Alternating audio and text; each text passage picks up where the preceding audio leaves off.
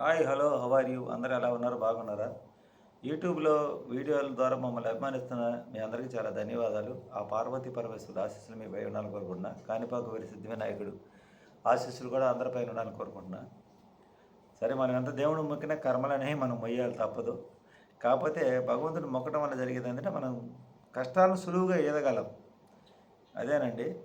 నాకు పొద్దున ఒకరు కామెంట్ పెట్టారు, మీ అమ్మాయి వీడియోలు మేము చూసాము, అల్లరి చేసుకోవటం ఎందుకు, అబ్బాయి వాళ్ళ పెళ్లి ఫోటోలు పెట్టడం ఎందుకు, ఇవన్నీ చేయటం ఎందుకు అని కామెంట్ పెట్టారండి. దీనివల్ల రేపు ఇది ఒక దిగినా రేపు భవిష్యత్తులో ఎవరు చేసుకోరు మీ అమ్మాయినని. పరువు కోసం అని చెప్పి చిన్నప్పటి నుంచి నా కూతుర్ని కంటికి రెప్పలాగా పెంచుకున్నాను. స్కూల్కి తీసుకుపోయేటప్పుడు తీసుకొచ్చేటప్పుడు నాకు అంత పని ఉన్నా కానీ మా అమ్మాయి 7th క్లాస్ నుంచి అనుకుంటా నా పని కూడా మానుకొని అమ్మాయిని స్కూల్కి వదిలిపెట్టడం, స్టడీ కూడా కళ్ళు కాసేటట్టు 8th క్లాస్ నుంచి తీసుకొచ్చుకోవడం, వదిలిపెట్టుకోవడం, అట్లా అంటే ఎవరి కంట పడకూడదని అట్లా కంటికి రెప్పలా కాపాడుకున్నాం. ఎవరైనా మా అమ్మాయి సార్ చూస్తే వాళ్ళ మీద గొడవకి వెళ్ళాం, నా పిల్లల మీదకి. అట్లా నాకు ఆ రోజుల్లోనే దాదాపు 10 మంది 20 మంది పిల్లకాయలు నాకు శత్రువులు అయిపోయారు. రోజుకు ఒక గొడవకి వెళ్ళేవాడిని అనమాట. అట్లా ఎంతో కష్టపడి అమ్మాయి టీటీసీ కూడా బయట ఎక్కడ చదివిస్తే ఇబ్బందని చెప్పి మా ఊళ్ళోనే సీట్ వస్తే కేటీఆర్ ఆ స్కూల్లో అక్కడికి వచ్చింది. సీట్ వస్తే నేను రోజు పోయి తీసుకొచ్చుకోవడంలో నా కస్టమర్లు, నా పని ఇచ్చిన కస్టమర్లు అక్కడ లేట్ అయింది అమ్మాయిని తీసుకొచ్చుకోవడం, వాళ్ళ కోపం వచ్చి వేరే షాపులు పెట్టించుకోవడం, అట్లా నా పని కూడా డ్యామేజ్ అయింది దానివల్ల.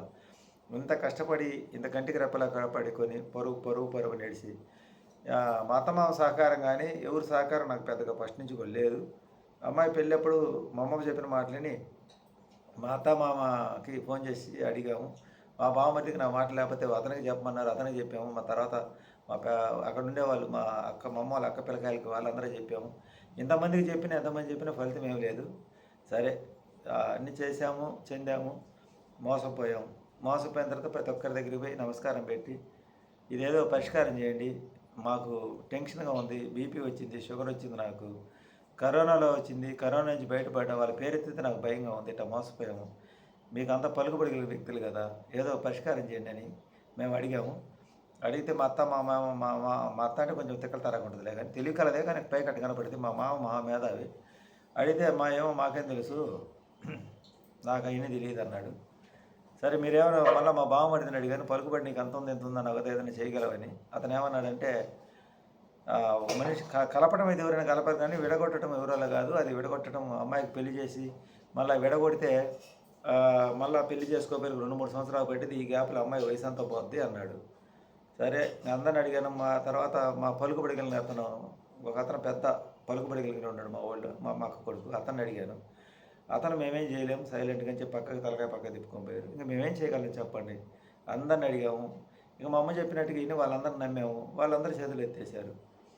అయిపోయింది, సంవత్సరం అయిపోయింది. తర్వాత మా అంతటా మేమే మా అమ్మాయి గట్టిగా మాట్లాడి వాళ్ళతో కాపురానికి వస్తాను, మా బంగారం మాకు నిర్ణయించినాక అంటే దాదాపు ఒక 6 నెలలు పెళ్ళైన తర్వాత ఒక 6 నెలలు డిస్కషన్ జరిగిన తర్వాత వాళ్ళు ఏమనుకున్నారేమో మా వస్తువులు మాకు ఇచ్చినట్టు ఇచ్చి తీసుకుపోవాలని చూశారు. అప్పుడు సగం తీసుకెళ్ళారు. పోయిన తర్వాత మళ్ళీ మా అమ్మాయి చేత ఉద్యోగం చేయించాలి, ఆ వస్తువులు మళ్ళీ బ్యాంకులో పెట్టాలని ఆలోచనతో మళ్ళీ మొదటికి వచ్చింది వ్యవహారం. ఒక నెల రోజులు అయిన తర్వాత మా అమ్మాయి ఎక్కడికి ఉద్యోగానికి పోవాలి, అతని సంగతి చూద్దామని. అంటే అతను జాబ్ చేయడంట. వాళ్ళ నాన్న చెప్పేది ఏంటంటే, నేను పెళ్ళైన తర్వాత 10 సంవత్సరాలు గాలి తిరిగాను, నన్ను మా అత్తమామ తాగారు, నువ్వు కూడా అట్నే తాక్కో మా కొడుకునని చెప్పారు. వాళ్ళకంటే శక్తి ఉందేమో బహుశా, నాకు లేదు ఆ శక్తి. నేను ఫస్ట్లో అని చెప్పాను, నేను ఎప్పటికప్పుడు పని చేసుకొని బతికొని ఒకటికి 100 సార్లు చెప్పాను. వాళ్ళకు కూడా నా మాట వినంటారా నాయన, నేను నా దగ్గర ఏదన్నా ఉందని బోకరి అని చెప్పి నా దగ్గర ఏం లేదు, ఎప్పటికప్పుడు పని చేసుకొని బతికొని ఒకటికి 100 సార్లు చెప్పి పర్లేదు బావగారు అని చెప్పి తొందర చేసి వాళ్ళంతటా వాళ్ళ ముహూర్తాలు పెట్టుకొని వాళ్ళంతటా వాళ్ళు అన్నీ చేయించి మమ్మల్ని రంగంలో దించి తర్వాత 30 తెప్పలు పెట్టి 3 చెరువులు నీళ్ళు దాపించారు. సరే, అయిపోయింది. ఇక తర్వాత మళ్ళీ రెండోసారి అమ్మాయి అయిపోయిన తర్వాత మళ్ళీ అబ్బాయిని ప్రశ్నించడం, మీ అమ్మాయిని మీరు తీసుకుని నాకు ఫోన్ చేస్తే అయ్యా అని బతిని అడుగున్నా, లెక్క పెట్టలా, మీ కూతురు ఉంటాను లేదు తీసుకుపోండి అన్నారు. సరే, ఇంకా నేను పోతే నా కాలు చేతులు గడగడ ఉనుకుతా, బీపీ షుగర్ ఉంది నాకు. అప్పటికి కరోనా నుంచి కోలుకొని ఉండా, బాగా తగ్గిపోయినా మనిషిని. ఒక పక్క షాప్ దగ్గర పని చేసుకోకపోతే నాకు జీవనం జరగదు. ఎవరు చెప్పుకుంటాం, మనం ఎవరు చెప్పినా మన క్వశ్చన్ అవ్వలేరు. ఇంకా అలా జరిగిన తర్వాత సరే కారు మా అబ్బాయి ఒంగోలులో ఉంటే అబ్బాయి చెప్పి చిన్నగా మా అబ్బాయికి కూడా ఊరకు డిస్టర్బెన్స్. ఆ నెల రోజుల్లో బాగా లేకపోయినా ఏదైనా కావాలని తెచ్చేయాలి. నెల రోజులు మా అమ్మాయి ఒంగోలు ఉంటే నేను 2 సార్లు పోయి కాయలు అయిన నుంచి వచ్చాను. మా అబ్బాయి ఒకసారి తీసుకు హాస్పిటల్ చూపించారు, వాళ్ళు ఎవరు పట్టించుకోరు. అలాంటి పరిస్థితి. ఇంకా వాళ్ళు మా నుంచి ఏం రాదనుకుని వాళ్ళు ఎప్పుడు మీ నాన్నకి డబ్బులు ఇప్పించండి, ఎక్కడైనా ఇప్పించమండి, నాకు 10 లక్షలు ఉంటే అప్పు తీరిపోతే నేను హ్యాపీగా ఉంటా, నేను ఒకరి కింద ఉద్యోగం చేయను, నాకు ఏదైనా వ్యాపారం పెట్టించండి, ఇదే ఈ ఫస్ట్ నుంచి ఇదే డైలాగ్. పెళ్ళికి ముందు నుంచే మొదలుపెట్టారు పాఠం.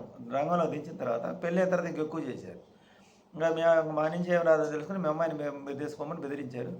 సరే నేను కారు పంపించాను, మా అబ్బాయి అక్కడ తీసుకుపోయి వాళ్ళతో మాట్లాడి ఆ బట్టలన్నీ చెప్పారు. ఫస్ట్ సారి మా అమ్మాయి బట్టలు సర్టిఫికేట్లు అన్నీ అక్కడ ఇరకపోయింది. అవి తెచ్చిమన్నా కూడా అబ్బాయి తెచ్చిలే. ఒక 3 నెలలు మా అమ్మ దగ్గర ఉంచుకుంది సింగరాకంలో. ఉంచుకున్నా కానీ అతను మార్పు రాలా.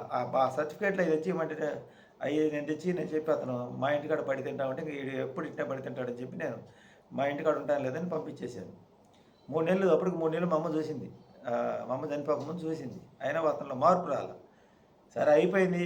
తర్వాత మళ్ళీ రెండోసారి మా అమ్మాయిని పంపించాను. తర్వాత మళ్ళా మా అమ్మాయి ఒంగోలు పోయి ఏదో ఈ స్కూల్ పని మీద పోయి ఏమన్నా నీలో మార్పు వచ్చిందా, ఏదైనా జాబ్ చూసుకున్నావా, నన్ను ఎల్లకాలం ఇలా ఉంటే ఎట్టని ఆ అబ్బాయిని అడిగితే కాలర్ పైకి ఎగరేసి మీ నాన్న ఏదో కంప్లైంట్ చేస్తానన్నాడు కదా, మీ చేతనైంది ఏదో చేస్తామని చేస్తే చూస్తాలే అని చెప్పి కాలర్ ఎగరేసిపోవడం జరిగింది. తర్వాత మా అమ్మాయి మళ్ళీ మా అమ్మకు బాగాలేనప్పుడు మొన్న 2023లో మా అమ్మ దగ్గర ఉంటే ఫోన్ చేసింది, మామయ్య గారు ఇలా ఉంటే ఎలా, ఎన్ని రోజులు మా నాన్న పట్టించుకోక మీరు పట్టించుకోకపోతే ఎలా పరిస్థితి, ఆ రోజు ఏం చేశారు మీరు, మీకు పెన్షన్ వస్తుందని ఇవి భద్రతనే ఉండే మా అబ్బాయికి 20,000 జీతం అని చెప్పి చేశారు కదా, సరే నేను ఇంట్లో వచ్చి ఒక పక్క ఉంటాను, తర్వాత నిదానంగా మీ అబ్బాయిని కూడా జాబ్ చేయమని నేను కూడా చేసుకుంటానని చెప్పి అడగడం జరిగింది. అతను ఏమన్నాడంటే అవన్నీ కాదమ్మా, నా కొడుకు తప్పుని నువ్వు గమనుండాలి, నువ్వు తప్పు చేశానని నీ భర్తను కాపాడుకోవాలి, లేకపోతే ఇవన్నీ నువ్వు లేస్తే మీ అమ్మ మీ నాన్న చెప్తున్నావు, ఇంట్లో ఏదున్నా లేకపోయినా ఇట్లా జరిగింది. ఇవన్నీ జరిగిపోయినాయి, ప్రయత్నాలు అన్నీ చేసాం, అయిపోయింది. లాస్ట్కి ఇప్పుడు మా అమ్మాయి యూట్యూబ్లో వీడియోలు పెట్టుకుంటుంది. 4 సంవత్సరాలండి. ఏ ఆడపిల్ల అయినా సరే వయసులో ఉండే పిల్లలు కదా, తప్పు చేయకుండా తల్లిదండ్రుల సంరక్షణలో ఉండాలి. అట్లా ఉండాలని చెప్పి ఇంకెల్లకాలం అమ్మాయిది ఏదో పరిష్కారం చేయకుండా ఉండలేం కదా. ఎవరు పట్టించుకోవాలా, ఏదన్నా అంటే మీరే మీ చేతనేం చేసుకోమంటున్నారు. మా వాళ్ళు ఎవరు మాకు పలికవ్వలేదు. ఇంకేం చేయాలి, యూట్యూబ్లో వీడియోలు పెట్టుకోక మాకు జరిగిన అన్యాయం గురించి యూట్యూబ్లో వీడియోలు పెట్టుకుంటాం. అలా పెట్టుకోవడం తప్పని మా కింద కామెంట్లు పెడుతున్నారు.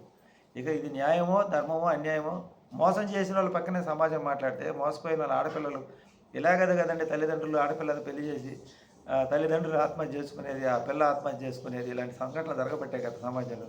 జరిగిపోయిన తర్వాత ఎవరు అయ్యో ఇటు జరిగిందని చెప్పి అంటారు, కానీ తర్వాత ఎన్ని శిక్షలు వేసినా ఎవరికి ఉపయోగం ఉండదండి.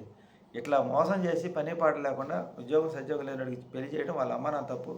ఆ సంబంధం మాకు చూపించిన బ్రోకర్కి చెప్పి ఎన్నిసార్లు చెప్పి క్యాన్సిల్ చేయమని అతను మమ్మల్ని నమ్మించే ప్రయత్నం చేసి ఇచ్చేసాడు. కనీసం పెళ్లి ఫోటోల్లో కానీ నిశ్చితార్థం కూడా ఎస్కేప్ అయిపోయాడు అతను. వాటిలో పడితే ఎప్పుడైనా దొరికిపోతాడు. అట్లాంటి బ్రోకర్ మాటలు నమ్మి మేము కూడా దెబ్బతిన్నాము. మా అమ్మాయి వీడియోలు పెట్టుకుంటే తప్పేం లేదు. మీ అమ్మాయి వీడియోలు పెట్టుకుంటే భవిష్యత్తు, మా భవిష్యత్తు గురించి మేము ఎంత పరువుగా బతకాలో మా పరువు తీశారు. మేము ఎట్టాటోటి చేతిలో పడకూడదు, అట్టాటోటి చేతిలో పడ్డాము. పోయిన పరువు ఎట్టా పోయింది. ఇంకా వీడియోలు పెట్టుకుంటే అన్న బతుకు తెరువున ఉంటుందని పెట్టుకుంటాం. ఇలాంటి మోసాలు ఎవరికి జరగకూడదు అని. మా వీడియోలు నచ్చితే లైక్ చేయండి. మా విషయం మేము చెప్పే దాంట్లో న్యాయం ఉంటే నమ్మినంత మాత్రం మీరు మాకు చేసేది ఏముండదు. మీరు మమ్మల్ని తిట్టినంత మాత్రాన మాకు వచ్చేది ఏముండదు. అది మాకు అలవాటు పడిపోయాం కదా, మనం ఎంత మంచి చేసినా ఇలాంటి బాధలు తప్పవని. మీరు ఆలోచన చేసుకొని నచ్చితే లైక్ చేయండి, సబ్స్క్రైబ్ చేయండి, సపోర్ట్ చేయండి, షేర్ చేయండి. Thank you friends.